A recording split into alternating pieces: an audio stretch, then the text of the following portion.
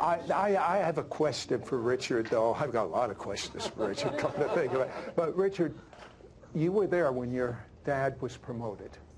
Yes, I was. And I heard something about angels around. Tell me about that. Well, I've known people who have seen angels, but I had never seen an angel. I'm aware of the presence of angels. I believe we're entertaining angels every day. They're ministering spirits for us, Hebrews tells us. But I hadn't seen one. And when my father was about to be promoted, I was in the room with him. And I was watching the monitors, and they were going down and down and down. And I knew it would only be a matter of seconds before he was gone.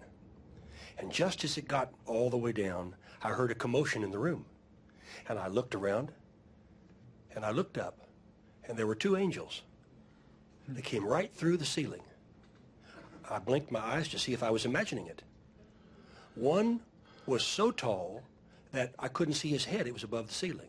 The other was just scrunched under the ceiling. Two of them. And I watched as they reached into my father's body and picked up his spirit and began to take it up. And I stood up and began to shout, you know, like Elisha, you know, and because I wanted a double portion anointing. And as it got up to the ceiling, as they were disappearing with it, suddenly I saw a mantle begin to flow and float down. And I reached out and said, "That's mine." That's mine. And they disappeared. Wow. That's the only time I've ever seen angels. I am so glad I asked that question, aren't you? It's an amazing experience. But Keith, you are a seer. You see things. Come up for one moment.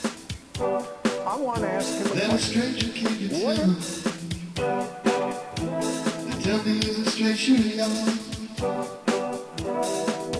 best shot around, and he's gunning for you.